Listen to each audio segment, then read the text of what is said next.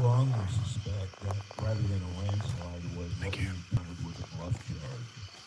And at that millisecond that George stopped and pivoted on his foot to come back and talk to me, we must have stopped right near that, I don't know if you would want to call it a nursery or a playground.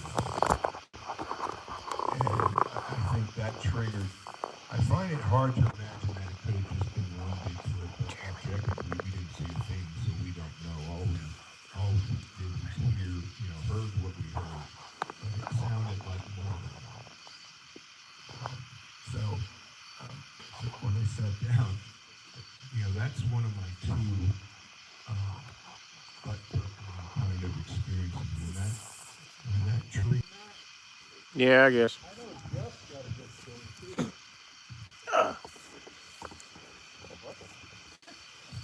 Yeah. He won't volunteer, but he's got a good story. Huh? We're gonna still go Jeff on today. No, not a public speaker. He's a public nuisance. He's not a public nuisance. Yeah. I'm right there with him. John, that was a great trip. Yeah, it was. That's the best spot Except around. for the Noah's Ark type rain we had. That's the best spot. Well, your expeditions always get rain. I know. I'm the rainmaker. What can I say? There's only been one expedition I've been on with Roy where I didn't have some kind of experience. Still haven't had a class in it. Freaking goofy over there. It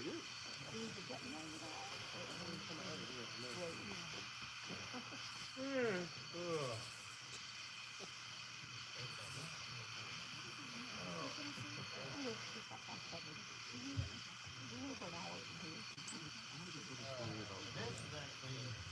This was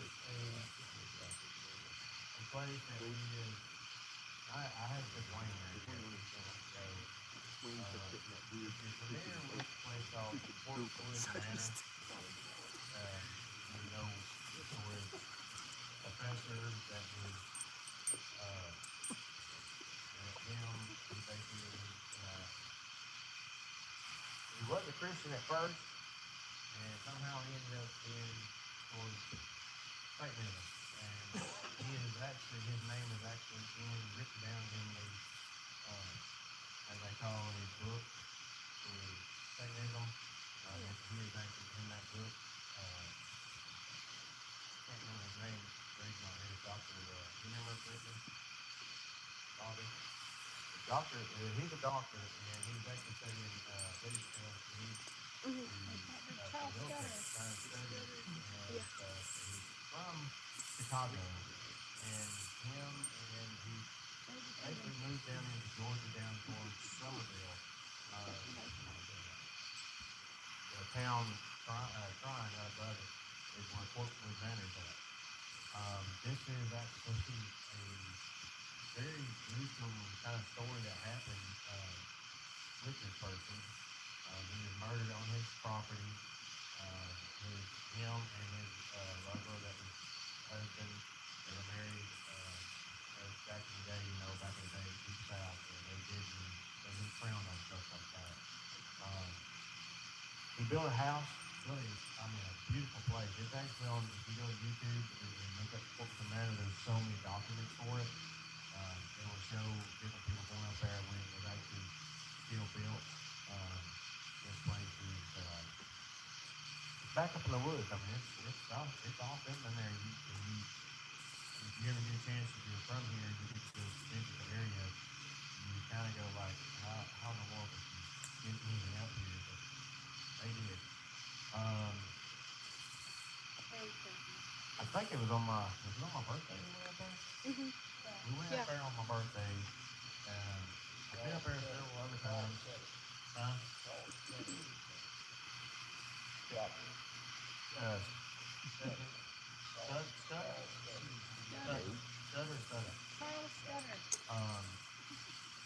So we went out there on my birthday. We just kind of like So hey, let's go. It's me, Brittany, Greg, Kelsey, and Bobby. And they were all up for it. And then, we decided to jump up there. Went up there during the nighttime. Kind of like this, real quiet. Only difference is you didn't hear the bugs. You didn't hear the crickets. You get up there, you get, uh, I don't know, something about the nighttime, it is very eerie in that place. It really raises the hair on you. You feel presence, you feel evilness there during the nighttime. I've been there both from day and the night. Day is different, gives a totally different feeling. On this night, we went up there. As we got up there, we got with the truck. I think we were all in the truck at the time, wasn't we? No. I think, did you grab behind us or we were all in the truck? So when we got up there, we stepped out. I personally, I didn't say anything to anybody. Everybody claimed that they heard when we got out of the truck, a growl. And at this time, I didn't say nothing. I didn't say I saw anything. I saw an animal, a hound, not as big as John's service dog, that was not visible to them for some odd reason. This was at a time when I was actually really going through some things. Wayne knows what things I was doing. And I didn't say nothing to nobody. We walked down to the trail. We walked down there, and it's the back way of it actually, because when you go up and you go across this little area, to the left side is where it used to have a big old pond. Well, you can hear the water. You can still hear the underground spring going through there, but there's no water. There's the brush. Mother Nature is basically taking it back over. And we get down there, we stay, we keep the girls. Jaden was actually with me too. I believe Jaden was not Melissa, but Jenna, my other half at the time, was with me, and with all of us. We had them between us as a precaution. You have the strong in front, strong in the back. Not calling them weak or nothing. Sorry, baby. We kept the girls in the middle, and Jaden actually stayed behind me, and Kelsey was behind her. Well, they were on our little app, our little ghost app that I've had several times in the battlefield, and it rumbles through words for the spirits to pick up. Well, we get to the end of the trail, and I stop, because I look across, and I am seeing something that does not want us to come over there. And I start feeling pain, stretch, like pain in my chest, because I have asthma, and it just seemed like something was pressing in my chest. Brittany is with the phone, and she's saying these words come across, and it's exactly what I'm seeing or hearing. Bobby is getting that hair stand up, and he's like, okay, I'm feeling uncomfortable. Bobby wasn't happy. Yeah, Bobby wasn't happy. We want to go back to the truck. Yeah, Kelsey was getting a little sick, and I stopped and stayed, and I'm looking. Well, Greg comes up behind me. Jay stays behind me at this time, and I'm hearing this thing talk to me, and I'm looking at it straight in its eyes or whatever I'm looking at. And I tell everybody, I say, okay, we need to try to start going back, because something that's crossed there does not want us to come up to the hill, to the manor. The only thing that's really up there is you see where it's burnt. Somebody has set it on fire. The gazebo or something that used to be in the front, in front of the front entrance, which had what's the creatures that have wings on big buildings? Gargoyles. It used to have that on there. All you see is a little part of it. Yeah. So I'm sitting there, and I hear this thing and it's telling me I want I want that soul. Well, I'm like, okay, something. Well, only thing that's one person that's other pure is behind me. That's Jason, and I strongly say that you're not crossing that path. I get my knife out. I put a cross on the ground. Well, at first, I mean, it's easy to make a cross. Well, at first, I don't make the cross right, and this thing's laughing, and it says, you did it wrong. And it actually come across the phone also saying it's the word. So I go back down again, and I make it right, and I said, you're not allowed to cross it. And I'm backing up, and we slowly turn around and go back up the hill. I start feeling really sick, really bad sick, and not to the point where I'm throwing up, but I'm starting to cough, and something's like this. Just don't. I keep turning around, make sure nothing's coming up behind us. I have that feeling like something is just kind of making me sick. When we get back to the truck, we finally get the truck. I'm hot, I'm sweating, and it was a cool night. It wasn't really a hot night. We get out of there, we move on, we get to the main road. It died. We get to the main road and we get on 151 heading back. Well, it seems like it takes an eternity to get back to Greenville. Because I look up, we have a full moon, and it's almost like you look, and as they say in trucking, is if you get locked onto a trailer, you get tunnel vision. This is what I'm seeing when I'm driving, is I see a tunnel vision, and it's like we can't get nowhere. Eventually, we get to the area where I pull over to get a gas station, and we pull in, and I'm sitting there, I got my head on the steering wheel, and I'm just sitting there, and my mom, bless her soul, the rest of peace, and she was very religious, and she prayed, and I heard her pray, and heard tongues and everything. I looked up at the moon and I said, Mom, I need your help. Something's with me. I don't know what it is, and something's with me. I can't go to this dark side again. And Brittany actually I didn't even know this. She was recording. She was recording this whole time.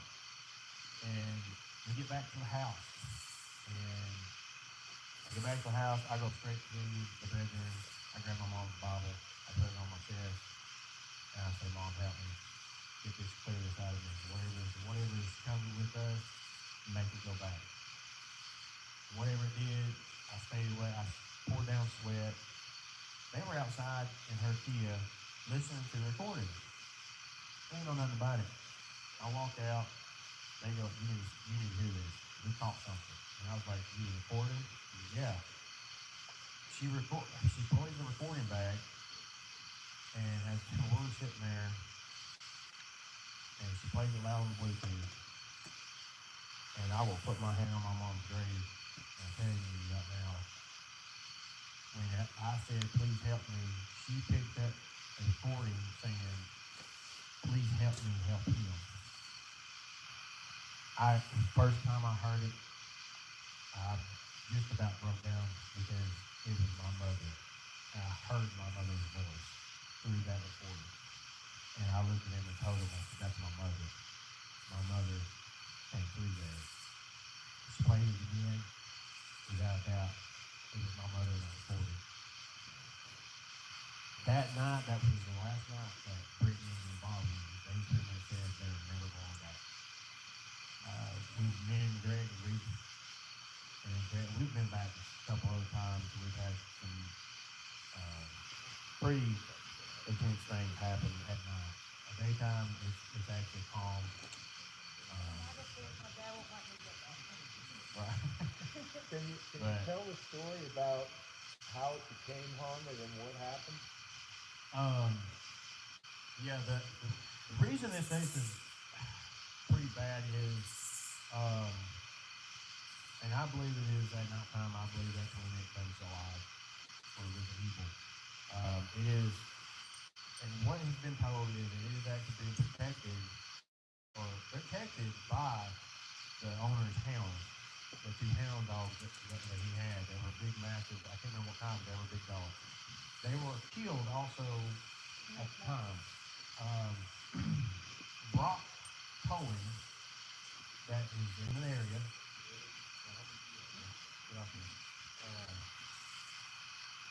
The two guys that run that, which we found out that night when actually John got stuck the first when he tried to go camp out up there.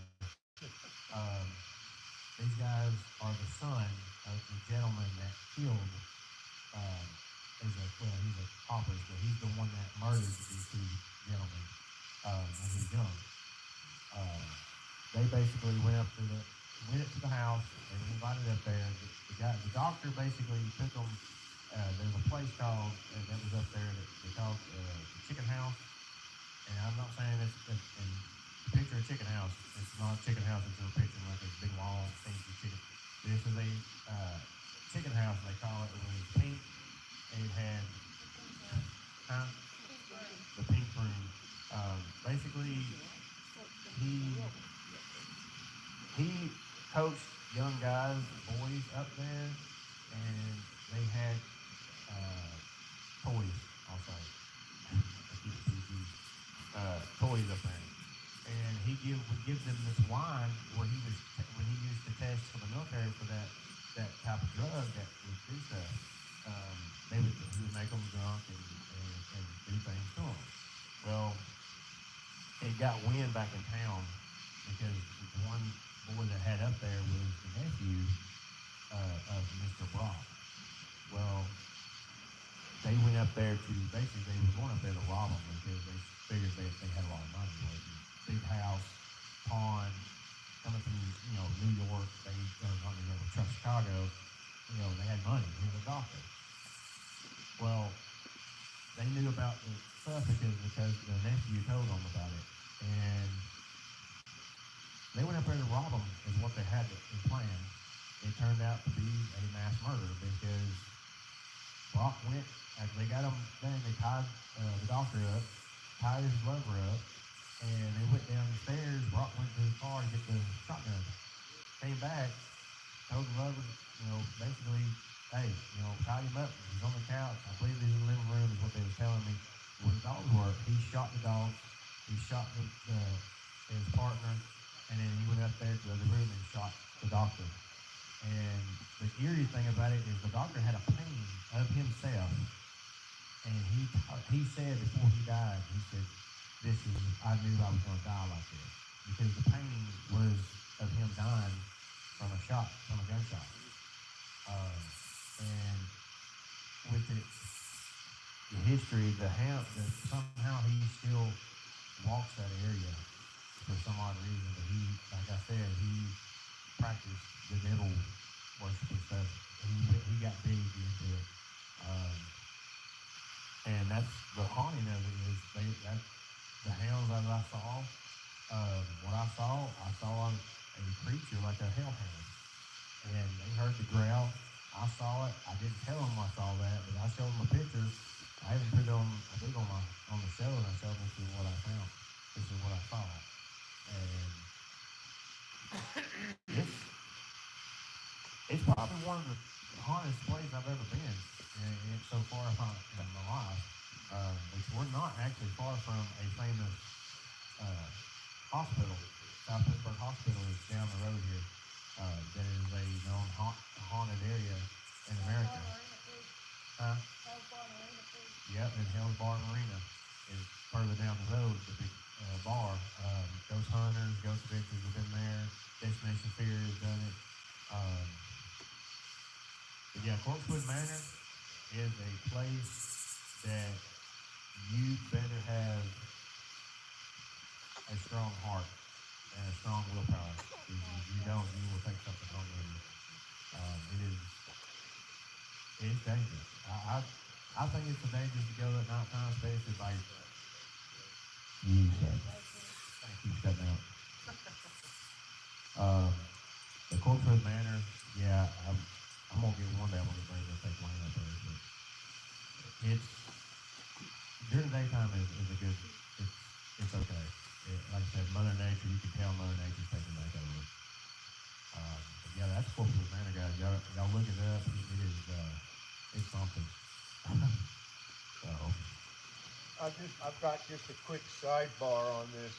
We had tried to get up there earlier, and we ended up getting stuck. Greg did a Dukes of Hazzard jump over this mound of dirt to get his truck on the other side, and then I tried with my trailer, and I knew I wasn't going to get it, but I ended up getting stuck trying to back up the road. So we waited for a while, and a truck came by, tried to pull us out, couldn't pull us out. We start talking to the guy. This guy was classmates with one of the two murderers. And then we finally called the tow service, and the tow service comes up, and it's the two kids of the same guy that is one of the two murderers. Talk about a coincidence. and I'm gonna tell you, they didn't come up with no tow truck neither. They came up with a jacked up Jeep. Yeah. And it blew our mind. Big old lights and everything, and put a winch and pulled him right on out like redneck style. It was pretty cool. You want to say anything, man? I think that's good. Anybody got anything else? I think lights out or quiet time starts at 10. And it's already after 9, so everybody wants to get settled down. That'd be okay with me. If someone else wants to talk, that's fine too. You want to call it? All up to y'all guys. I think you should go out. I think you should go out in the woods. You guys want to go out in the woods with me? Yes, I do. I'm ready. You're on your own for safety, but I came to squatch. Oh, I got safety covered. Thank you guys very much. Get with Lori if you'd like to go out. I'm gonna go. Yeah, be careful and have fun, guys. Yep. We already found a place down here. Yeah, I'm ready. It's funny. It's funny you said that because I was just saying, let's go out in the woods. I was like, hey, I don't come to the woods without going squatching. Yeah, It's too early. oh yeah.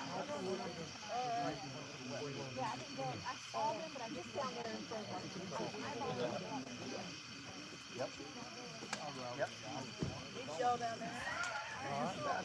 Yeah, down there. Just like 2 things down from the basement.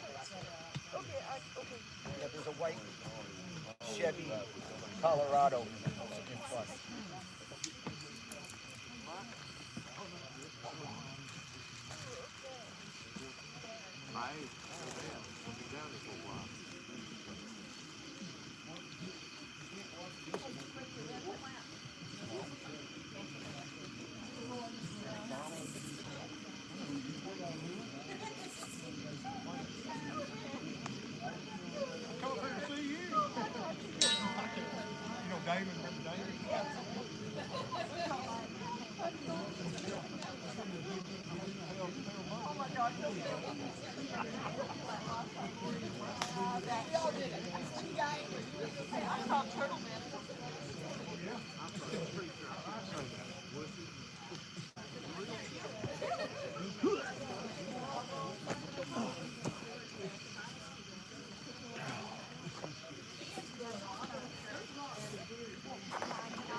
Hang on, fellas.